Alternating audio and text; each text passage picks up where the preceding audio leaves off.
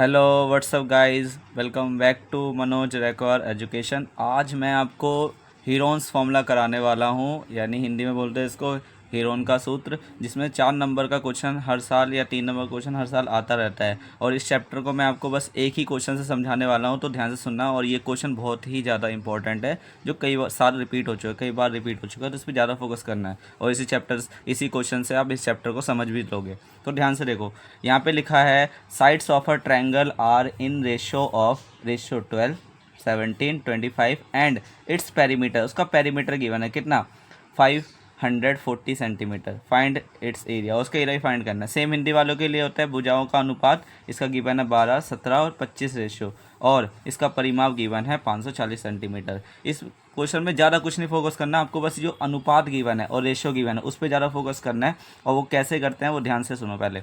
इस क्वेश्चन से आप सब कुछ समझ जाओगे। जब भी पेपर में एक क्वेश्चन आता है तो आपको सबसे पहले लेट करना है। लेट क्या करना है, इसमें लिखना है ए, क्योंकि ट्रायंगल की 3 साइड होते हैं, ए बी सी मानने हैं आपको। तो ए को मानो, जो पहली रेशियो गिवन है आपको उसको मानना है। 12 रेशियो गिवन है, 12x लिख दो वहाँ पे।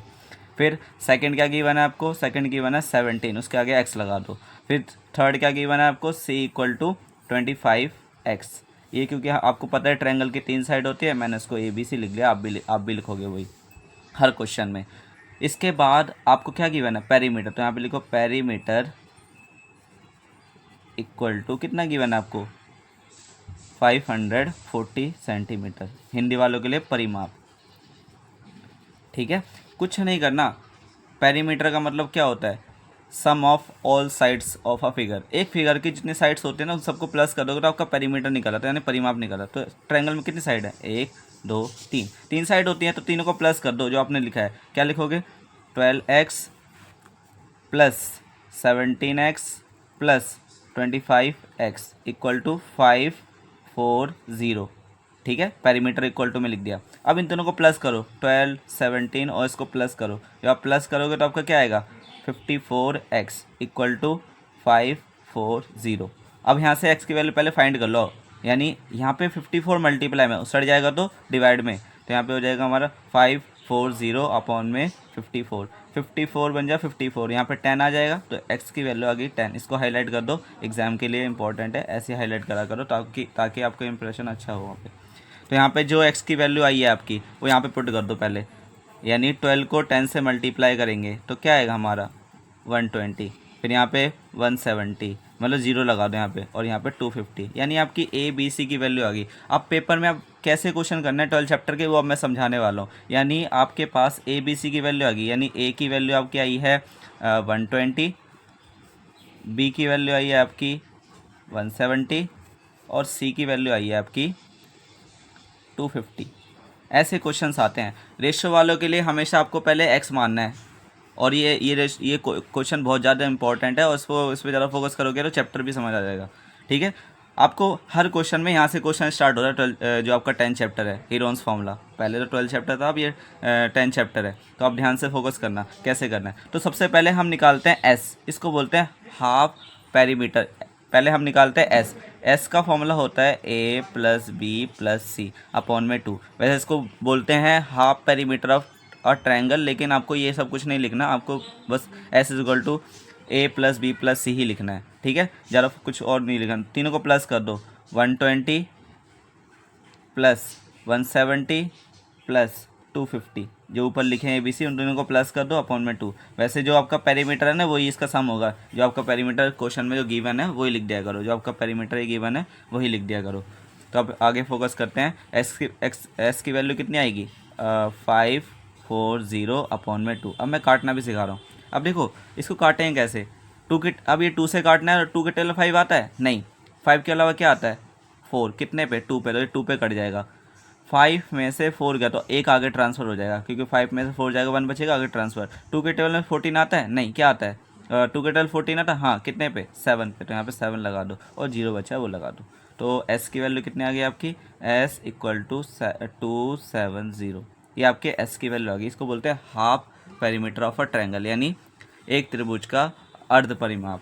ठीक है, बस एक लास्ट रह गया है, वो आपको आपका आगे, यानी आपकी s की वैल्यू आई है 270, और a की वैल्यू आई थी आपकी 120, और बी की वैल्यू आई थी आपकी 170 और सी की वैल्यू आई थी आपकी 250।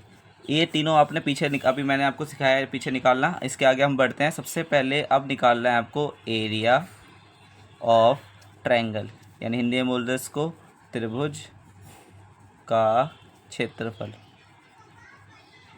ये क्या, इसका एक फॉर्मूला होता है, देखो फॉर्मूले के नंबर होते हैं, मैथ में आंसर के नंबर नहीं होते हैं, मैथ में बस स्टेप के नंबर होते हैं ज़्यादा। तो यहाँ पे क्या लिखेंगे, एस माइनस ए, एस माइनस बी और एस माइनस सी, यानी तीनों को माइनस करना है और एक बार एस लिखना है। तो ये आपका फॉर्मूला होता है। तो आपको क्या करना है, सबसे पहले एस की वैल्यू पुट करो, यानी यहाँ पे एस है तो एस की वैल्यू कितनी आई है 270 और यहाँ पे लिखेंगे 270 माइनस, पहले ए को माइनस करेंगे, ए की वैल्यू 120, 270 माइनस करेंगे बी को 170, फिर 270 दोबारा लिखेंगे, मतलब अगेन लिखेंगे और यहाँ पे 250 माइनस कर देंगे। तो बस अब इसमें आपको बस तोड़ना है, यानी जोड़े बनाने हैं, पेयर्स बनाने हैं। तो उस पर देखो कैसे पेयर्स बनते हैं वो बताता हूँ मैं। पहले 270 का 270 आ जाएगा, पहले माइनस करते हैं। 270 में से 120 जाएगा तो कितना बचेगा आपका, तो ये जाएगा आपका 150। इसमें 270 में से 170 जाएगा तो कितना बचेगा आपका, तो ये बचेगा 100 मल्टीप्लाई 270 में से 250 जाएगा तो कितना बचेगा 20। अब देखो जोड़े पेयर्स बनाना सिखा रहा हूँ मैं, कुछ नहीं। 27 को आप ऐसे तोड़ लो, या फिर मैं आपको डायरेक्ट करना सिखा रहा हूँ। मतलब 27 का कैसे तोड़ेंगे, 3 मल्टीप्लाई 3 मल्टीप्लाई 3 मल्टीप्लाई 10। अगर आपको ऐसे नहीं आता तो आप ऐसे तोड़ लो 27 को। और ये 10 है, इसको मैंने लास्ट में लिख दिया क्योंकि मुझे पता है कि काफ़ी सारे 10 लग रहे हैं, तो मैं उनको उनके जोड़े थोड़ा स्मार्ट वर्क करके बना सकता हूँ। वैसे आप हार्ड वर्क करके ऐसे तोड़ के 3 को इससे तोड़ोगे तो 23 के टाइम 27 कितने पे आ रहा, 9 पे। इसको तोड़े कितने पे आ रहा, 3 पे। इस 3 को तोड़ दो 1 पे। तो ये तीनों को मैंने यहाँ पे लिखा है इसलिए, और इस जीरो की जगह 10 लिख दिया क्योंकि वो 10 ही है मल्टीप्लाई में।